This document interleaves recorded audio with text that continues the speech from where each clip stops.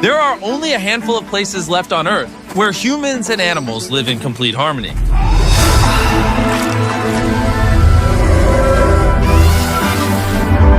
In the heart of Africa, in Kenya, lies the Masai Mara. I came here 1 year ago while building 100 wells throughout Africa, where I met the Maasai tribe, an ancient nomadic group that have preserved their culture and way of living for centuries. But just like we see in other places across the globe, greed and human ignorance pose the biggest threat to the natural world. Animals find their habitat threatened by human activities. Plastic has reached every corner of the globe. This threatens everyone. 1 million animals around the world are now at risk of extinction. But there is a glimmer of hope. This is the Masai Mara Wildlife Conservancies Association, a group of local Maasai people that are doing everything they can to preserve what's left through a combination of traditional methods and modern-day techniques like data science and analysis, ridding poaching almost entirely and protecting the remaining natural resources. But there are now more pressing challenges being faced that nobody is talking about. So Dan and Darren went back to the Masai Mara to see how we can further help this community. And not far from the campsite, Dan and Darren came across something extraordinary. This is Elizabeth, one of the endangered white rhinos the rangers protect. What a beautiful animal. It's unbelievable, The power, you can feel it. 27 years you've been with these animals. Yeah. So they're like children to you. Yes. These rangers work day and night to ensure the protection of these endangered animals. And because they are all local Maasai people, they have a deeper understanding of who they are as shepherds of the wildlife. When we arrived at the campsite, we met with Daniel, the CEO of the Maasai Conservancies, to find out what other challenges they are facing. If you look at the last 40 years, scientific information shows a decline of wildlife numbers, and nearly 40% of the wildlife have been lost. And this was as a result of habitat destructions in particular. The downfall in the Mara all started 60 years ago when the land was divided and given to the Maasai people for private ownership. This led to investors buying the land for development and exploitation of resources. Many Maasai had no choice but to accept the money, abandoning their ancestral heritage and putting the habitat that millions of Maasai and animals rely on at risk of being destroyed. To combat this problem, the Conservancies came up with a plan to incentivize landowners to lease their land to the Maasai Conservancy in return for a monthly payment so that they could preserve their territory and traditions. This idea of conservation is just strengthening our relationship with wildlife and nature. That those people who are considered as custodians of wild animals are now benefiting. In the last 18 years, more than 24 conservancies have been formed in the Masai Mara, allowing for the Maasai tribe and wildlife to flourish together. But Tarn, the lead project manager for the Conservancy, told us that natural disasters and weather events like climate change have proven to be the biggest problem that the Maasai now faces.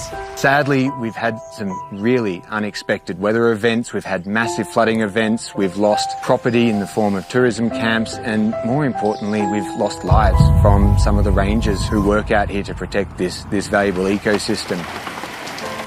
We've seen quite devastating floods. As they are coming back from their normal patrols, they found that water level has risen in the river. So they were actually trying to cross. The vehicles was toppled over by the strong currents of the water, and out of the 7 rangers, 2 rangers lost their lives. They lost their lives in the line of duty, protecting our precious natural resources. We're trying to find a way to support the affected families. Both rangers had large families who they provided for on a daily basis, and their tragic death has now left the families without a source of income. Hopefully in the future we can have an alert system to avoid these sorts of tragedies ever happening again. One way the Conservancies are looking to combat this problem is through the installation of weather stations. Weather stations are crucial for doing the ecosystem monitoring work and ultimately being able to make informed ecosystem management decisions that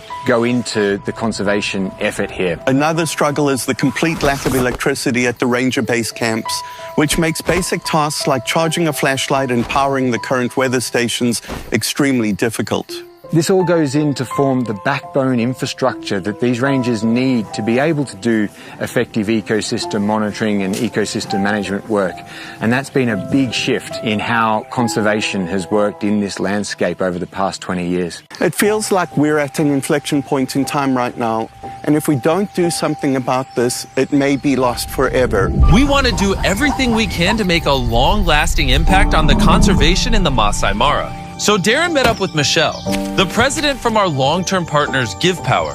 They have been working with the conservancies in generating clean energy for the rangers. Give Power will be supplying the whole ranger station with clean energy to give light at night. And most importantly, power the weather stations and sensors to predict environmental changes and events to protect the Maasai people. And furthermore, expand the protected Masai Mara areas. So I got very excited about the opportunity to bring power to some of these ranger stations. We also got the opportunity to create a digital connection to be able to transmit important information that they gather in the field to a system that would allow us to start creating carbon credits. Carbon credits are bought by companies to offset their carbon footprint and allows them to release a certain amount of greenhouse gases. If the Conservancy gets additional weather stations, they will be able to sell the carbon credits to companies that need it in order to continually expand and protect the Masai Mara. In addition to the 7 weather stations and solar grids that we installed, Darren is just about to surprise Daniel with even more.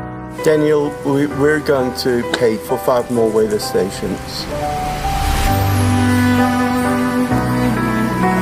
I have no words to express gratitude and the Mara community I'm speaking on their behalf. Thousands and thousands of those landowners who are not here, they are going to be very, very happy.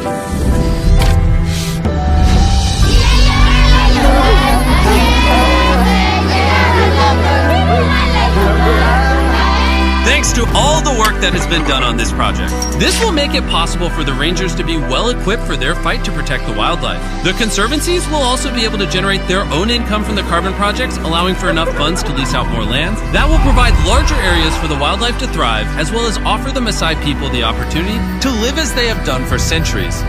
We're also ensuring that the new generations will have to continue what we have started, because it is also actually changing their livelihoods. It is actually providing income to thousands and thousands of households. It's a blessing to us. Even after our donation and Daniel's immense gratitude for this to all become a reality, the Masai Mara still needs an additional 5 weather and power stations, which totals to the amount of $100,000. And that is where we need your help, so please click the donate button below. Every single dollar makes a difference. Before Dan and Darren left, they went to visit the families that lost husbands and fathers in the massive flooding. Daniel then explained that Beast Philanthropy will be donating enough money to cover their living expenses for an entire year, lifting this massive financial burden off their shoulders. The Rangers paid the ultimate sacrifice to protect and preserve this land. It's extremely important that we all do what we can to support the organizations making a massive change in the Mara. We have a short opportunity to take action and do something about it before it's too late. It's thanks to all of you watching and donating that we can do projects like this with organizations that are protecting our planet and its nature. So again, please click the donation button so that we can hit our goal of $100,000 to complete this project.